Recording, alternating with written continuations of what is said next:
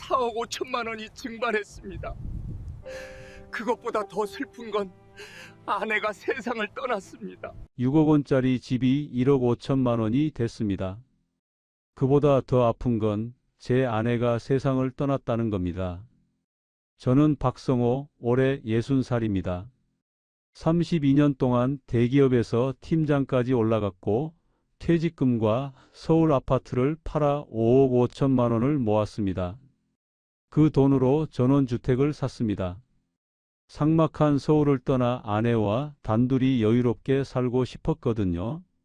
2021년 여름 가평에 6억 원짜리 전원주택을 샀습니다. 꿈 같았습니다.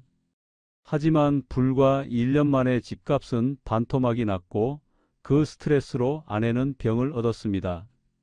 2024년 봄 아내는 제 곁을 떠났습니다. 지금 저는 편의점 야간 알바를 하며 1억 5천만 원의 금매로 내놓은 집이 팔리기만을 기다리고 있습니다. 4억 5천만 원을 잃었습니다. 그보다 더 큰 걸 잃었습니다. 은퇴 후 전원주택을 꿈꾸시는 분들, 제 이야기를 끝까지 들어주십시오. 부디 저 같은 실수는 하지 마시길 간곡히 부탁드립니다. 제 이름은 박성호입니다. 올해 60살이고 지금은 경기도 어느 작은 도시의 편의점에서 야간 아르바이트를 하고 있습니다. 하지만 불과 3년 전만 해도 저는 대기업 영업팀장이었습니다. 2021년 봄 저는 서울 강남에 있는 회사에서 32년째 근무하고 있었습니다. 신입사원으로 입사해서 대리, 과장, 차장을 거쳐 팀장까지 올라갔습니다. 화려하진 않았지만 성실하게 일했습니다. 매달 월급이 통장에 찍히는 걸 보며 뿌듯해했고 그 돈으로 가족을 먹여 살렸습니다. 하지만 솔직히 말씀드리면 그 32년이 행복했다고는 말할 수 없습니다. 매일 새벽 6시에 일어나 지하철을 1시간씩 타고 출근했습니다. 회사에 도착하면 회의, 보고서, 영업 목표 달성에 쫓겼습니다. 저녁에는 거래처 접대, 주말에는 골프 접대. 집에 돌아오면 밤 10시가 넘었습니다. 아내도 빚을 했습니다. 파트타임으로 일하며 집안일을 도맡아 했습니다. 우리 부부는 늘 바빴고 늘 피곤했습니다. 강남 한복판의 아파트에 살았지만 이웃이 누군지도 몰랐습니다. 엘리베이터에서 마주쳐도 인사 한마디 없이 스마트폰만 들여다봤습니다. 어느 날 저녁 퇴근길 지하철 안에서 문득 이런 생각이 들었습니다. 이게 사는 건가? 창밖으로 빼곡히 들어선 빌딩 숲이 보였습니다. 미세먼지로 뿌연 하늘, 꽉 찬 지하철, 무표정한 사람들의 얼굴. 평생 이렇게 살다 죽는 건가? 집에 돌아와 아내에게 물었습니다. 여보, 우리 이렇게 살아야 하나? 아내도 한숨을 쉬며 대답했습니다. 나도 요즘 그 생각 많이 해. 우리 언제쯤 여유롭게 살 수 있을까? 우리는 그날 밤 오랫동안 이야기를 나눴습니다. 주말마다 우리는 답답함을 이기지 못하고 드라이브를 나갔습니다. 서울을 벗어나 경기도 외곽으로 차를 몰았습니다. 가평, 양평, 포천. 그곳에는 서울에서 볼 수 없던 풍경이 있었습니다. 넓은 하늘, 푸른 산, 맑은 공기. 그리고 여유롭게 정원을 가꾸는 사람들. 저기 봐, 여보. 저 집 정말 예쁘다. 아내가 손가락으로 가리킨 곳에는 아담한 전원주택이 있었습니다. 나무 데크가 있는 테라스, 예쁘게 가꿔진 정원, 햇빛이 쏟아지는 큰 창문.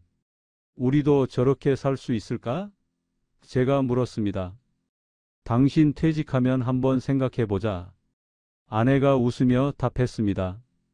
그 후로 우리는 전원 생활에 대한 책을 읽고 유튜브 영상을 찾아봤습니다.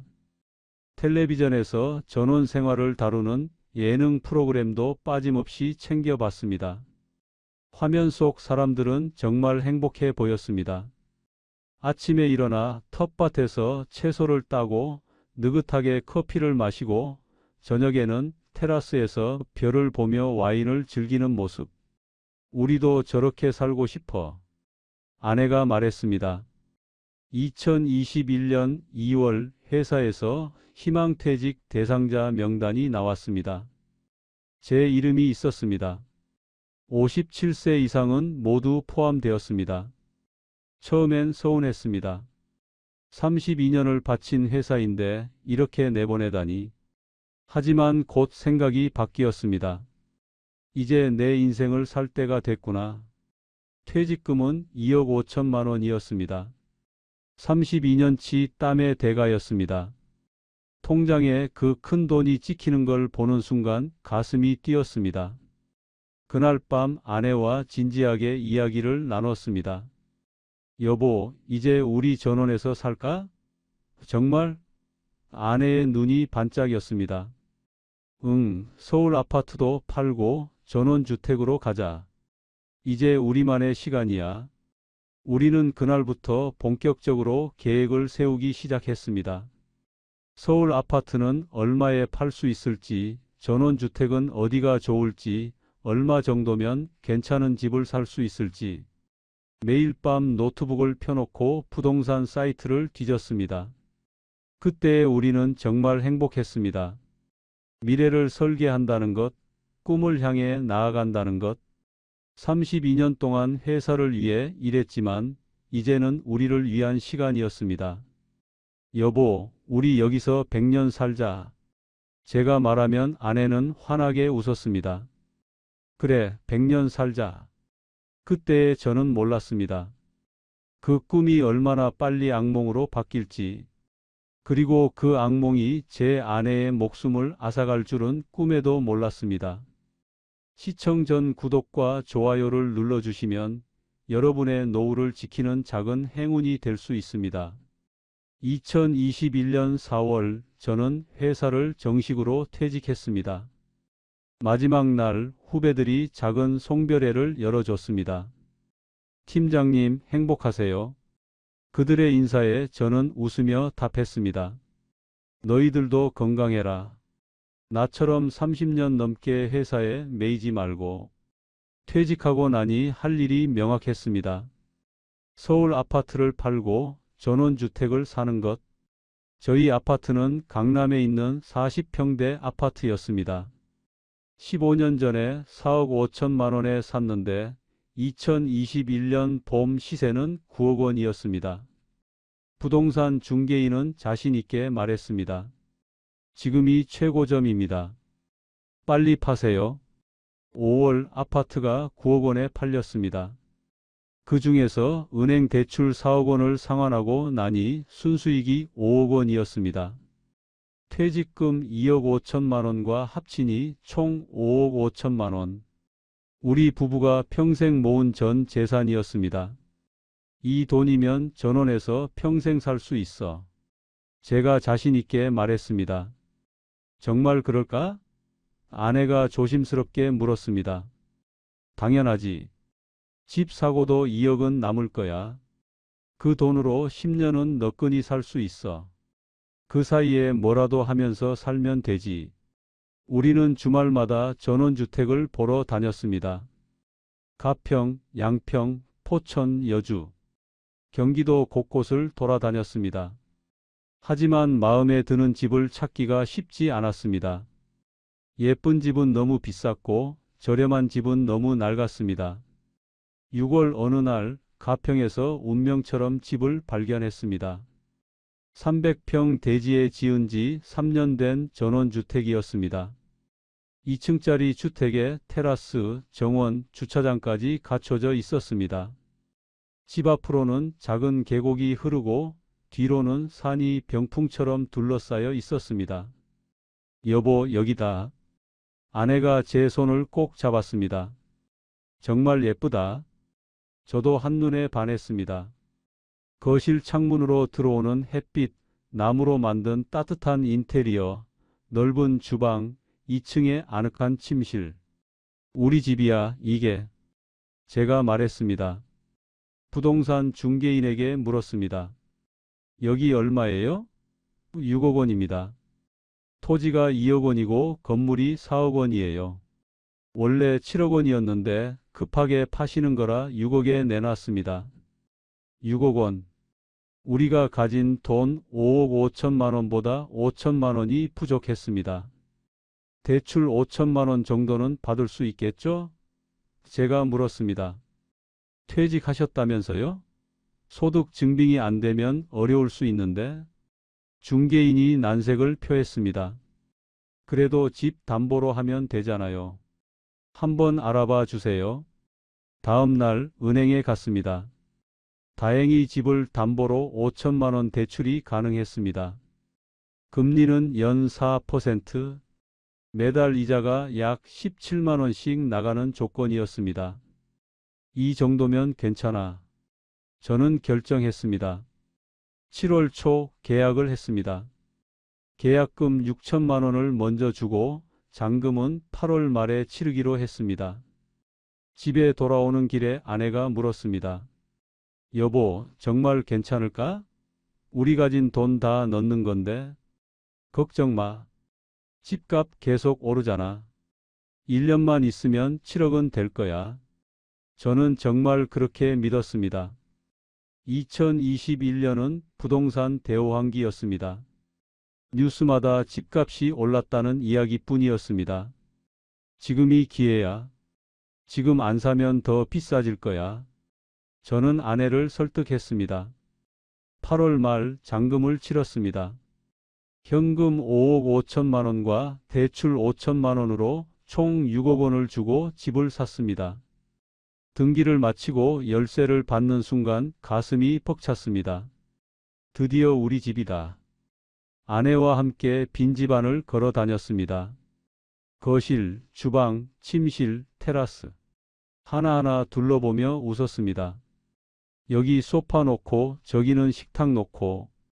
아내가 신이 나서 계획을 세웠습니다. 정원에는 장미도 심고 저기 한쪽엔 텃밭 만들어서 상추랑 토마토 키우자. 제가 말했습니다. 좋아, 우리 여기서 100년 살자. 아내가 웃으며 대답했습니다. 서울 아파트에 있던 짐을 옮기는데 이틀이 걸렸습니다. 이사 온 첫날 밤 우리는 테라스에 앉아 맥주를 마셨습니다. 서울에서는 볼 수 없던 별이 쏟아졌습니다. 계곡에서 들려오는 물소리, 풀벌레 소리. 정말 천국이다. 제가 말했습니다. 응, 천국이야. 아내가 제 어깨에 머리를 기댔습니다. 그날 밤 저는 행복했습니다. 32년 동안 회사를 위해 살았지만 이제는 우리를 위한 시간이었습니다. 넓은 집, 아름다운 자연, 사랑하는 아내. 더 이상 바랄 게 없었습니다. 하지만 그 행복은 얼마 가지 못했습니다. 불과 몇 달 후 모든 것이 무너지기 시작했습니다. 2021년 9월 우리의 전원 생활이 본격적으로 시작됐습니다. 매일 아침 새소리에 잠에서 깼습니다. 서울에서는 자명종 소리에 깼지만 이곳에서는 참새와 까치가 저를 깨웠습니다. 창문을 열면 맑은 공기가 폐 속 깊이 들어왔습니다. 아침을 먹고 나면 아내와 함께 산책을 나갔습니다. 집 앞 계곡을 따라 걷다 보면 1시간이 훌쩍 지나갔습니다. 서울에서는 운동할 시간조차 없었는데 이곳에서는 매일 산책을 했습니다. 건강해지는 것 같지 않아? 제가 물으면 아내는 환하게 웃었습니다. 응, 정말 그래. 여기 와서 약도 안 먹게 됐어. 점심 후에는 정원을 가꿨습니다.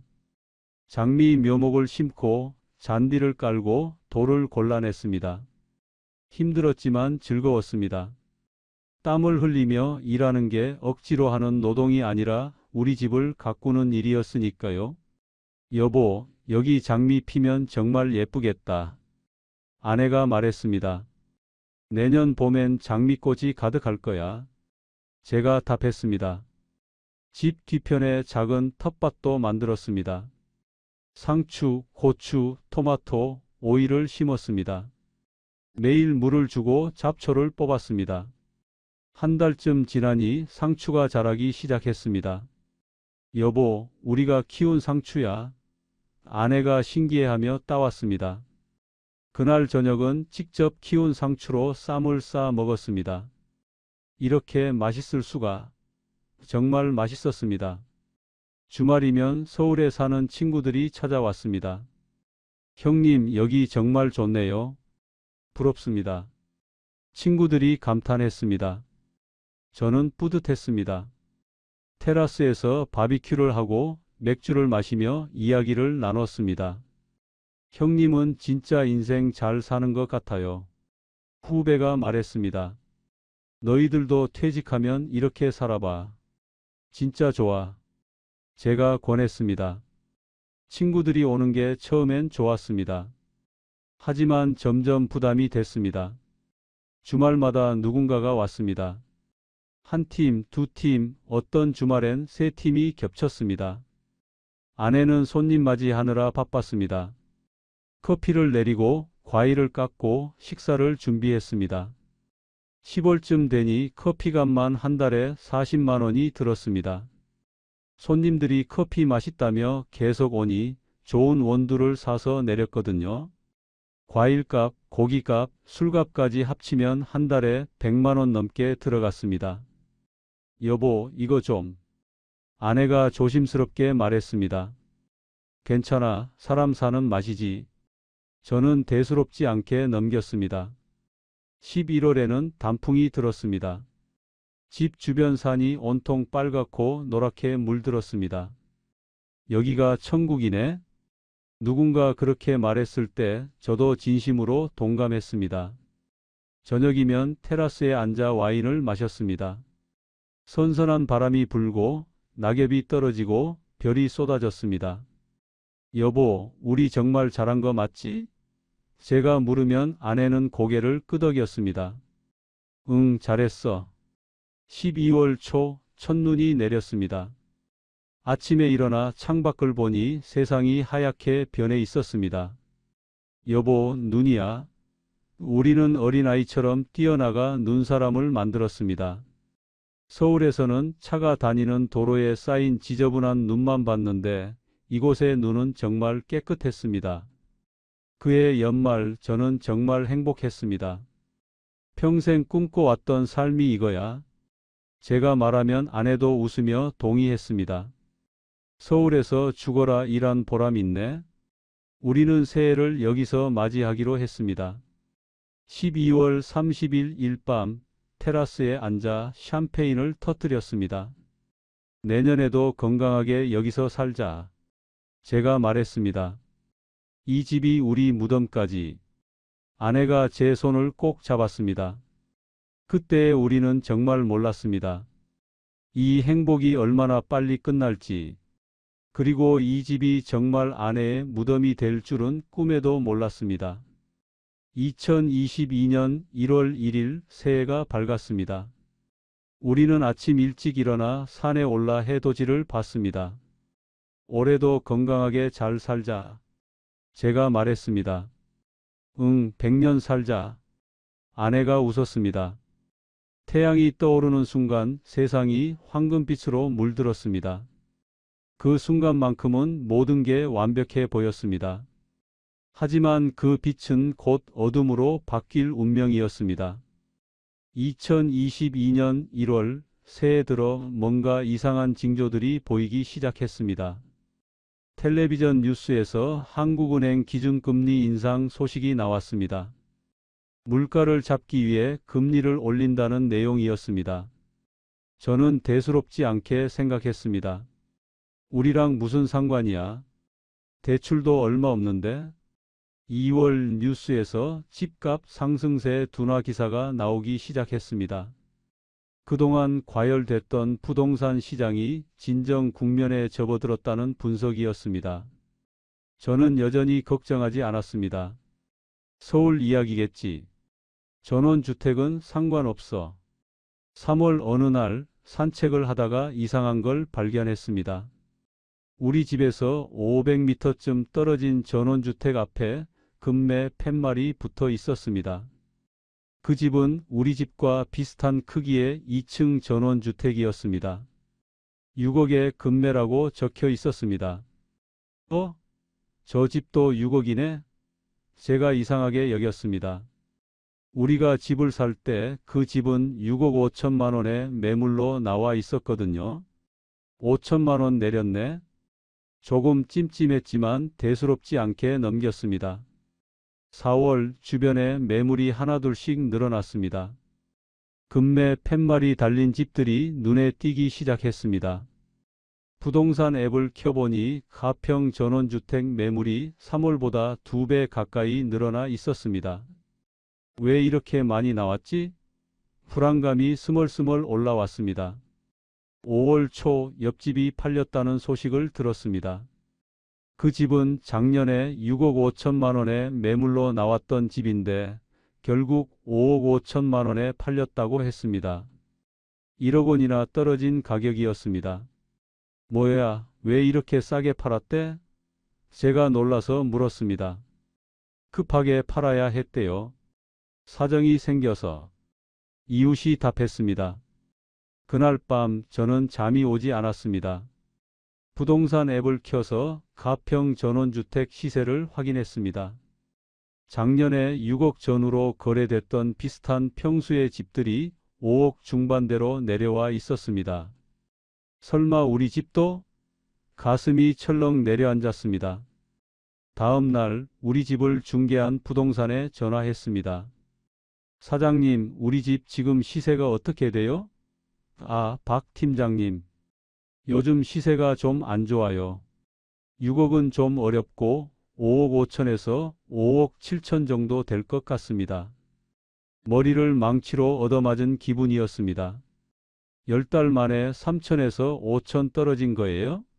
네, 요즘 전원주택 시장이 많이 식었어요. 금리도 올라서 대출받기 어렵고 매수자도 없고 부동산 중개인의 말이 귓가에서 맴돌았습니다. 저녁에 아내에게 말했습니다. 여보, 우리 집값 좀 떨어진 것 같아.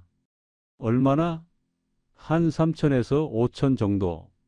아내의 얼굴이 굳었습니다. 그럼 우리 6억 주고 샀는데 지금 5억 5천 정도라는 거야? 그런 것 같아. 우리는 한동안 말이 없었습니다. 에이, 괜찮아. 시세는 오르락 내리락 하는 거잖아. 조금 기다리면 다시 오를 거야. 제가 억지로 밝게 말했습니다. 하지만 속으로는 불안했습니다. 정말 다시 오를까? 6월 상황은 더 나빠졌습니다. 주변 집들이 계속 가격을 내려 팔았습니다.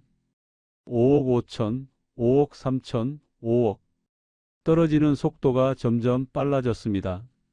저는 매일 밤 부동산 앱을 확인했습니다. 매물은 늘어나고 가격은 떨어지고 악순환이었습니다.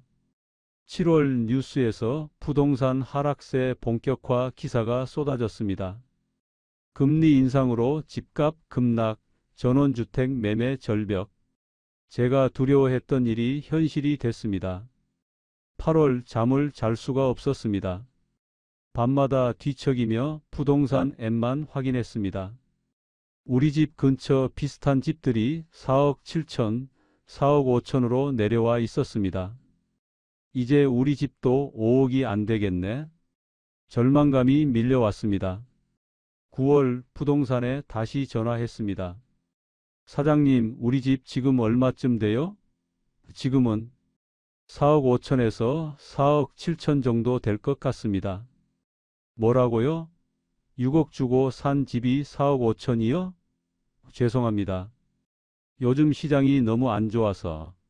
저는 전화를 끊고 멍하니 앉아 있었습니다. 10개월 만에 1억 5천만 원이 증발했습니다. 우리 평생 모은 돈의 4분의 1이 사라진 겁니다. 그날 밤 아내와 큰 싸움을 했습니다. 당신이 너무 서둘렀어. 좀 더 지켜보고 살 걸 그랬어. 아내가 소리쳤습니다. 누가 이렇게 될 줄 알았어? 작년엔 다들 오른다고 했잖아. 저도 소리쳤습니다. 결혼한 후 처음으로 목소리를 높인 싸움이었습니다. 그날 밤 이후 우리 집 분위기가 완전히 바뀌었습니다. 2022년 10월 가을이 왔지만 저는 단풍을 즐길 마음이 없었습니다. 매일 밤 부동산 시세만 확인했습니다. 주변 매물 가격은 계속 떨어졌습니다. 4억 7천, 4억 5천, 4억 3천. 우리 집도 예외가 아니었습니다. 11월 저는 견딜 수가 없어서 부동산에 우리 집을 내놓았습니다. 4억 5천만 원에 내놓아 주세요. 지금 시세가 그 정도인데 나가기는 쉽지 않을 겁니다. 4억 3천 정도로 내놓으시는 게 됐어요. 일단 4억 5천으로. 저는 고집을 부렸습니다. 한 달이 지났습니다. 문의 전화는 단 한 통도 오지 않았습니다. 사장님, 뭐 연락 온 거 없어요? 아직 없습니다. 가격을 좀 더 내리시는 게 좀 더 기다려 봅시다. 저는 포기할 수 없었습니다. 12월 주변 시세가 또 떨어졌습니다. 4억, 3억 8천. 이제는 4억도 안 되는 집들이 나오기 시작했습니다. 저는 가격을 4억 2천만 원으로 내렸습니다. 그래도 연락은 오지 않았습니다. 2023년 1월 새해가 밝았지만 우리 집 분위기는 최악이었습니다. 아내와의 대화가 단절됐습니다. 밥 먹어? 응. 이게 우리 하루 대화의 전부였습니다. 밤이면 아내도 잠을 못 잤습니다. 뒤척이는 소리가 들렸습니다. 2월 아내가 이상해졌습니다. 밥을 잘 안 먹고 하루 종일 방에만 있었습니다. 여보, 괜찮아? 제가 물으면 괜찮아라고 답했지만 눈빛은 괜찮지 않았습니다. 피곤해 보였고 생기가 없었습니다. 3월 주변 시세가 3억 5천까지 떨어졌습니다. 6억 주고 산 집이 1년 반 만에 3억 5천이 된 겁니다. 2억 5천만 원 손실. 우리 노후 자금의 절반이 사라졌습니다. 저는 잠을 잘 수가 없었습니다. 밤마다 천장을 보며 계산을 했습니다. 3억 5천에 팔면 대출 5천 갚고 3억 남아.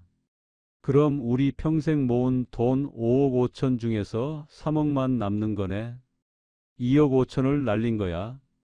4월 어느 날 새벽 잠에서 깨보니 아내가 없었습니다. 거실로 나가봤더니 아내가 소파에 앉아 울고 있었습니다. 여보, 왜 그래? 나 못 살겠어. 매일 밤 악몽만 꿔. 우리 노후가 다 날아갔어. 어떻게 살아? 그때 저는 깨달았습니다. 집값 스트레스가 아내를 병들게 하고 있다는 걸. 여보, 미안해. 내가 잘못했어. 집 팔자. 빨리 팔고 나가자. 어떻게 팔아? 1년째 한 명도 안 받잖아. 5월 저는 가격을 3억으로 내렸습니다. 6억 주고 산 집을 3억에 팔겠다는 겁니다. 절반이었습니다. 그래도 연락이 없었습니다. 사장님, 도대체 왜 안 팔려요? 지금 전원주택 사려는 사람이 없어요. 다들 팔려고만 하지. 6월 아내의 건강이 급격히 나빠졌습니다. 식욕이 없어져서 밥을 거의 안 먹었습니다. 몸무게가 10kg 가까이 빠졌습니다. 여보, 병원 가자. 괜찮아. 아니야, 안 괜찮아. 가자. 병원에서 검사를 받았습니다. 의사 선생님이 심각한 표정으로 말했습니다. 스트레스성 면역저하 증상이 심각합니다. 정신적 스트레스가 육체를 공격하고 있어요. 마음의 병이 몸의 병이 된 겁니다. 치료하면 나아질 수 있나요? 스트레스 원인을 제거해야 합니다. 그게 가장 중요해요. 저는 알고 있었습니다. 스트레스 원인이 뭔지. 바로 이 집이었습니다. 7월 아내가 입원했습니다. 병원비가 한 달에 300만 원씩 나갔습니다. 우리 생활비도 한 달에 100만 원씩 들어갔습니다. 집 관리비 80만 원, 대출 이자 17만 원. 한 달에 500만 원 가까이 나갔습니다. 남은 돈을 계산해 봤습니다. 통장에 3억 원 남아 있었습니다. 한 달에 500만 원씩 나가면 5년이면 바닥입니다. 이러다 돈 다 떨어지겠어. 8월 저는 가격을 2억 5천만 원으로 내렸습니다. 6억 주고 산 집을 2억 5천에 파는 겁니다. 4분의 1 가격이었습니다. 그래도 연락이 없었습니다. 9월 아내가 더 악화됐습니다. 여보, 나 이제 안 될 것 같아. 아내가 제 손을 잡고 말했습니다. 무슨 소리야? 괜찮아질 거야. 미안해. 내가 약해서. 아니야, 내가 미안해. 내가 잘못해서 이렇게 됐어. 10월 2억으로 가격을 내렸습니다. 3분의 1입니다. 여전히 연락이 없었습니다. 11월 아내가 심하게 아팠습니다. 병원에서 더 이상 방법이 없다고 했습니다. 가족들과 시간을 보내세요. 12월 병원비로 2천만 원이 더 나갔습니다. 통장 잔액이 2억 3천만 원이 됐습니다. 2024년 2월 아내가 눈을 감았습니다. 마지막 말은 미안해였습니다. 내가 약해서 먼저 가. 미안해. 아니야, 내가 미안해. 다 내 잘못이야. 장례식을 치렀습니다. 장례비로 2천만 원이 들었습니다. 통장에는 2억만 원이 남았습니다. 저는 혼자 빈집으로 돌아왔습니다. 300평짜리 커다란 집에 나 혼자. 여보, 미안해. 내가 아내를 죽였어. 2024년 3월 저는 혼자 이 큰 집에 살고 있었습니다. 매일 아침 일어나면 아내가 없다는 사실이 믿기지 않았습니다. 부엌에 가도 거실에 가도 정원에 나가도 아내가 보이지 않았습니다. 모든 게 텅 비어 있었습니다. 밤이면 아내 생각에 잠을 잘 수가 없었습니다. 이 집을 사기로 결정한 게 제였습니다. 서울 아파트를 팔자고 한 것도 저였습니다. 6억이나 되는 큰 돈을 쓰자고 한 것도 저였습니다. 그리고 집값이 떨어지는 걸 보며 매일 스트레스를 받은 것도 결국 아내를 병들게 한 것도 다 제 탓이었습니다. 여보, 미안해. 내가 잘못했어. 저는 매일 밤 빈 침대를 보며 중얼거렸습니다. 대답은 없었습니다. 돌아올 수도 없었습니다. 하지만 슬픔에 빠져 있을 시간이 없었습니다. 현실적인 문제가 산더미였습니다. 첫째, 이 집을 팔아야 했습니다. 둘째, 생계를 꾸려가야 했습니다. 4월 저는 부동산에 다시 전화했습니다. 사장님, 우리 집 1억 5천에 내놓아 주세요. 네? 1억 5천요? 네, 빨리 팔아야 해요. 알겠습니다. 그래도 나가기 쉽지 않을 겁니다. 1억 5천만 원.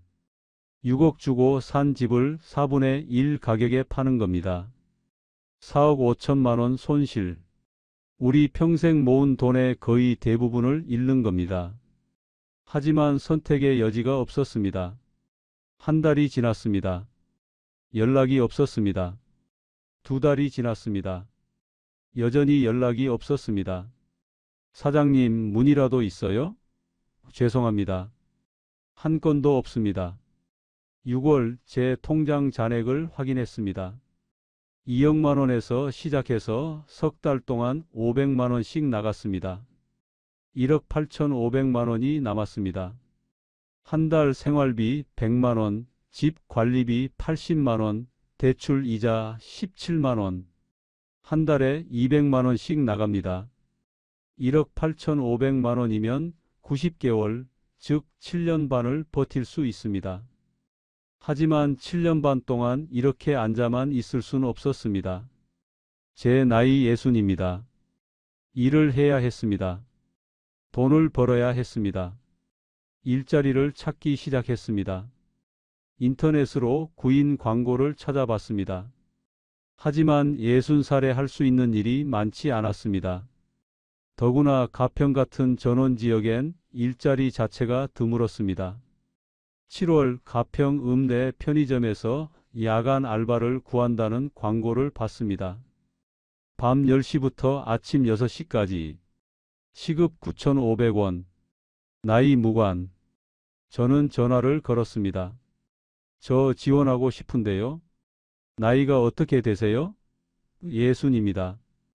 아, 괜찮습니다. 내일 한번 오세요. 다음 날 편의점에 갔습니다.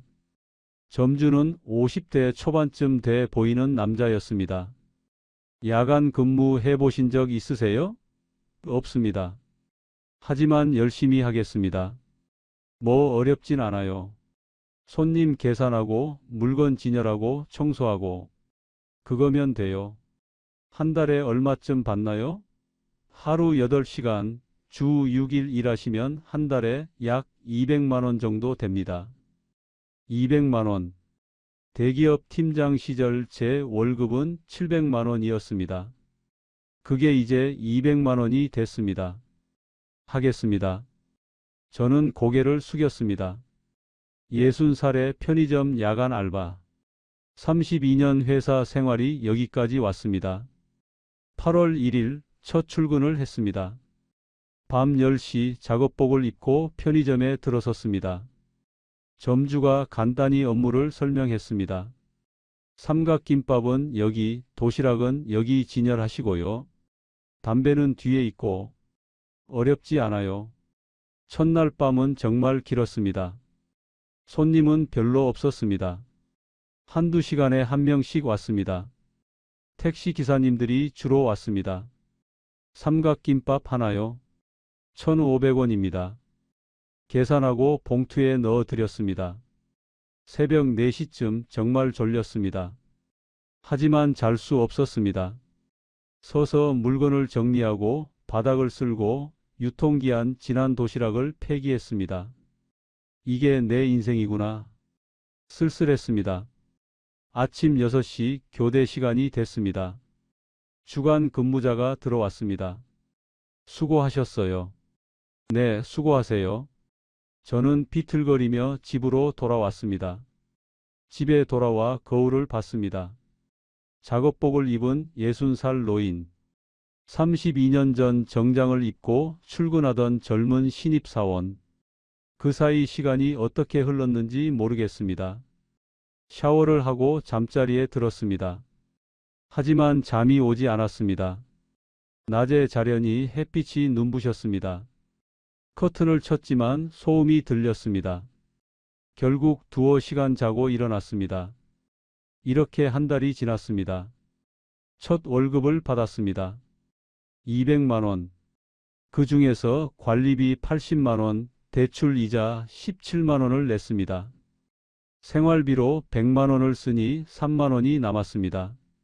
한 달을 일해서 3만 원이 남았습니다. 이러면 안 되는데. 저는 생활비를 줄이기로 했습니다.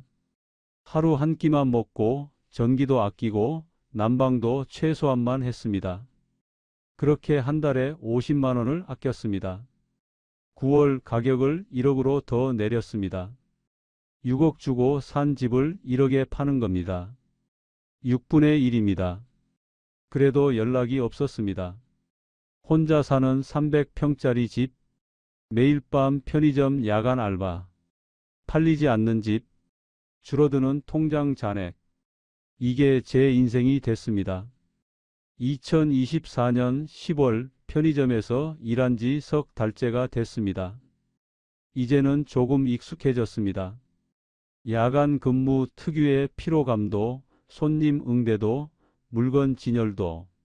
하지만 익숙해진다고 덜 서글픈 건 아니었습니다. 어느 날 새벽 또 한 명의 택시 기사님이 들어오셨습니다. 60대 후반쯤 돼 보이는 분이었습니다. 커피 한 잔 주세요. 네, 1,500원입니다. 계산하며 보니 그분 손이 거칠었습니다. 오랜 노동의 흔적이었습니다. 사장님도 야간 근무 힘드시죠? 그분이 말을 걸었습니다. 네, 좀 힘들긴 하네요. 저도 5년째 택시 야간 운전하는데 여전히 힘들어요. 5년이나 하셨어요? 네, 전엔 양평에서 전원주택 살았는데 그 말에 제 귀가 번쩍 뜨였습니다. 전원주택이요? 네, 퇴직하고 7억 들여서 샀죠. 그런데 2년 만에 3억 5천에 급매로 팔았어요. 3억 5천요? 7억 주고 사신 걸? 네, 팔리지가 않더라고요. 1년 넘게 매물로 내놨는데 한 명도 안 봤어요. 결국 3억 5천에 간신히 팔았죠. 저는 그분의 이야기를 듣고 충격을 받았습니다. 저만 그런 게 아니었습니다. 저도 가평에 전원주택이 있는데 안 팔려요. 얼마에 사셨어요? 6억이요.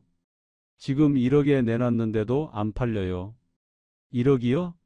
많이 내리셨네요. 그래도 안 팔리는구나. 그분이 한숨을 쉬었습니다. 우리 같은 사람 많아요. 2021년에 전원주택 산 사람들 거의 다 손해봤죠. 그때가 부동산 최고점이었으니까. 왜 그때 그렇게 많이 샀을까요? 다들 서울 떠나고 싶었죠. 삭막한 도시 생활에 지쳐서. 저도 그랬어요. 근데 전원은 더 외로웠어요. 맞아요. 전원이 더 외롭더라고요. 제가 공감했습니다. 혼자 사시나 봐요? 그분이 물었습니다. 아내가 작년에 세상을 떠났어요. 아, 죄송합니다. 괜찮아요. 집값 스트레스 때문에 병을 얻어서. 그분이 제 손을 꼭 잡았습니다. 저도 아내랑 싸움 많이 했어요. 집값 때문에. 결국 이혼했죠. 이혼까지. 네, 우린 싸우다 헤어졌고 사장님은 아내분을 잃으셨고 이 집들이 우리 인생을 다 망쳤어요. 그날 이후 그분과 자주 이야기를 나눴습니다. 새벽마다 커피를 사러 오셨고 저희는 10분씩 이야기를 나눴습니다. 사장님, 집 빨리 파세요. 가격 더 떨어지기 전에. 더 떨어져요? 2025년엔 더 떨어질 거예요. 금리도 계속 높고 경기도 안 좋으니까. 또 다른 손님도 만났습니다. 50대 후반쯤 돼 보이는 남자였습니다. 여기 편의점 사장님 새로 바뀌셨네요? 아니요, 저는 알바예요. 아, 그러시구나. 저도 포천에 전원주택이 있는데 팔리지가 않아요. 팔려고 내놓으셨어요? 네, 3년째 내놨는데 한 명도 안 봐요. 이제 그냥 포기하고 방치하고 있어요. 방치요? 네, 관리비도 아깝고 가끔 한 번씩 가서 확인만 해요. 그냥 썩게 내버려 두는 거죠. 얼마에 내놓으셨어요? 처음엔 5억에 내놨다가 지금은 2억 5천이요. 그래도 안 팔려요. 저도 1억에 내놨는데 안 팔려요. 전원주택은 이제 끝이에요. 누가 사요? 이런 이야기들을 들으며 저는 깨달았습니다. 저만의 문제가 아니라는 걸. 2021년에 전원주택을 산 사람들 거의 모두가 같은 실수를 했습니다. 부동산 최고점에 샀고 폭락을 경험했고 팔리지 않는 집을 붙잡고 있었습니다. 공통점이 있었습니다. 모두 서울 탈출을 꿈꿨습니다. 모두 삭막한 도시 생활에 지쳐 있었습니다. 모두 전원에서의 여유로운 삶을 꿈꿨습니다. 하지만 현실은 달랐습니다. 전원은 외로웠고 집은 팔리지 않았고 노후 자금은 바닥났습니다. 10월 말 마침내 연락이 왔습니다. 박 팀장님, 집 보러 오고 싶다는 분이 계세요. 정말요? 네, 1억 5천에 관심이 있대요. 1억 5천이요? 제가 1억에 내놨는데요. 아, 죄송해요. 제가 착각했나 봐요. 1억이요. 1억. 6억 주고 산 집을 1억에 파는 겁니다. 5억 손실. 하지만 저는 주저하지 않았습니다. 좋아요, 팔겠습니다. 정말요? 한번 생각해 보시고. 아니요, 팔아주세요. 빨리요. 11월 초 계약을 했습니다. 1억 5천만 원. 처음 제시가보다 5천만 원 더 받았습니다. 대출 5천만 원을 갚고 나니 1억 원이 남았습니다. 통장에 있던 1억 6천만 원과 합쳐서 총 2억 6천만 원. 이게 제 전 재산이었습니다. 6억을 투자해서 1억을 건졌습니다. 5억 손실. 퇴직금 2억 5천만 원과 서울 아파트 매각대금 5억 원 합쳐서 5억 5천만 원을 모았는데 이제 2억 6천만 원만 남았습니다. 거의 절반을 잃었습니다. 하지만 저는 후회하지 않았습니다. 적어도 이제 이 집에서 벗어날 수 있었으니까. 아내의 기억이 서린 이 집, 매일 밤 아내를 그리워하며 혼자 울던 이 집, 이제 떠날 수 있었습니다. 12월 서울 근교 작은 도시의 원룸으로 이사했습니다. 보증금 1,000만 원, 월세 50만 원. 10평짜리 작은 방이었습니다. 300평짜리 집에서 10평짜리 방으로. 하지만 오히려 마음이 편했습니다. 이 정도면 충분해. 편의점 일은 계속했습니다. 월 200만 원을 벌어서 월세 50만 원 내고 생활비 100만 원 쓰고 50만 원 저축했습니다. 통장에 2억 5천만 원 남아 있으니 조심히 쓰면 10년은 버틸 수 있었습니다. 작은 방에 앉아 창밖을 봤습니다. 빌딩이 보였습니다. 자동차가 다니고 사람들이 걸어 다녔습니다. 삭막했지만 외롭지 않았습니다. 여보, 미안해. 내가 잘못 판단했어. 서울이 나았어. 오늘 제 이야기를 여기까지 들어주셔서 감사합니다. 저는 지금도 편의점에서 야간 아르바이트를 하고 있습니다. 60살에 시급 9,500원을 받으며 밤을 샙니다. 300평짜리 전원주택은 이제 다른 사람의 집이 됐습니다. 제가 오늘 이 이야기를 여러분께 들려드리는 이유는 단 하나입니다. 저와 같은 실수를 하지 않으셨으면 하는 마음입니다. 특히 은퇴를 앞두고 계시거나 퇴직 후 전원주택을 꿈꾸시는 분들께 간곡히 부탁드립니다. 첫 번째, 부동산 타이밍이 전부입니다. 저는 2021년 부동산 최고점에 집을 샀습니다. 그 후 폭락이 왔고 저는 5억 원을 잃었습니다. 집값이 계속 오른다는 보장은 없습니다. 특히 최고점에 사면 떨어질 확률이 높습니다. 두 번째, 황금성이 생명입니다. 저는 3년 동안 집을 팔려고 했지만 팔리지 않았습니다. 전원주택은 사고 싶어 하는 사람은 적은데 팔고 싶어 하는 사람은 많습니다.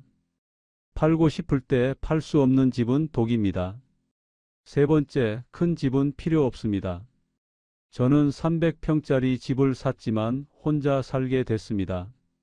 관리비만 한 달에 80만 원씩 나갔습니다. 난방비, 전기세, 수도세. 큰 집은 유지비도 큽니다. 작은 집이 답입니다. 네 번째, 스트레스는 병입니다. 제 아내는 집값 스트레스로 병을 얻었고 결국 세상을 떠났습니다. 돈보다 건강이 중요합니다. 돈보다 가족이 중요합니다. 돈은 다시 벌 수 있어도 사람은 못 돌아옵니다. 다섯 번째, 서울 집을 함부로 팔지 마십시오. 저는 서울 강남 아파트를 팔고 전원주택을 샀습니다. 만약 서울 아파트를 그대로 갖고 있었다면 지금도 그 집값은 유지되고 있을 겁니다. 전원주택을 사려거든 먼저 전세나 월세로 살아보십시오. 여섯 번째, 대출은 독입니다. 저는 5천만 원 대출을 받았습니다. 적은 금액이었지만 매달 이자가 나갔습니다. 소득이 없는 상태에서 대출은 목을 조입니다. 전원주택에 대출을 끼면 더 위험합니다. 일곱 번째, 생계수단이 필수입니다. 전원에서는 벌이가 없습니다. 일자리가 거의 없습니다. 저는 60살에 편의점 알바를 하고 있습니다. 전원주택을 사기 전에 그곳에서 어떻게 돈을 벌 것인지 반드시 계획하십시오. 여덟 번째, 배우자 의견을 존중하십시오. 저는 제 판단만으로 집을 샀습니다. 아내는 조심스러워했지만 저는 밀어붙였습니다. 큰 결정을 혼자 하면 안 됩니다. 특히 노후 자금에 관한 결정은 더욱 신중해야 합니다. 지금 저는 서울 근교 원룸에서 살고 있습니다. 10평짜리 작은 방입니다. 300평에서 10평으로. 하지만 후회하지 않습니다. 적어도 여기서는 편안합니다. 관리비 걱정 없고 매일 밤 집값 확인할 필요도 없습니다. 매일 아내를 그리워합니다. 여보, 미안해. 내가 잘못 판단해서 이렇게 됐어. 서울에 그냥 있었어야 했어. 내가 살아 있었으면 얼마나 좋았을까? 하지만 아내는 돌아오지 않습니다. 통장에 2억 5천만 원 남아 있습니다. 5억 5천만 원에서 2억 5천만 원이 됐습니다. 3억 원을 잃었습니다. 하지만 더 큰 걸 잃었습니다. 제 아내를 잃었습니다. 여러분, 저는 서울의 삭막함에서 벗어나고 싶었습니다. 지하철 출퇴근, 회식, 빌딩 숲, 미세먼지, 그 모든 것에서 벗어나고 싶었습니다. 그래서 전원주택을 샀습니다. 하지만 전원의 고독은 도시의 삭막함보다 더 무서웠습니다. 혼자 남은 큰 집, 팔리지 않는 집, 줄어드는 통장 잔액, 그리고 무엇보다 아내를 잃은 슬픔. 6억짜리 집이 1억 5천이 됐습니다. 5억을 잃었습니다. 그보다 더 아픈 건 제 아내가 세상을 떠났다는 겁니다. 여러분, 부디 신중하세요. 전원주택 절대 서두르지 마세요. 특히 부동산 최고점엔 절대 사지 마세요. 먼저 전세나 월세로 살아보세요. 팔릴 수 있는 집인지 확인하세요. 큰 집보다 작은 집, 대출보다 현금, 혼자 결정보다 함께 상의. 그리고 무엇보다 중요한 것, 배우자의 건강이 최우선입니다. 돈은 다시 벌 수 있어도 사람은 못 돌아옵니다. 제 아내처럼 스트레스로 병들게 하지 마십시오. 저는 지금도 후회합니다. 그때 전원주택을 사지 말걸, 서울 아파트를 팔지 말걸. 하지만 시간은 되돌릴 수 없습니다. 제가 할 수 있는 건 여러분께 제 경험을 나누는 것뿐입니다. 오늘 이야기가 마음에 조금이라도 와닿으셨다면 구독과 좋아요로 응원해 주세요.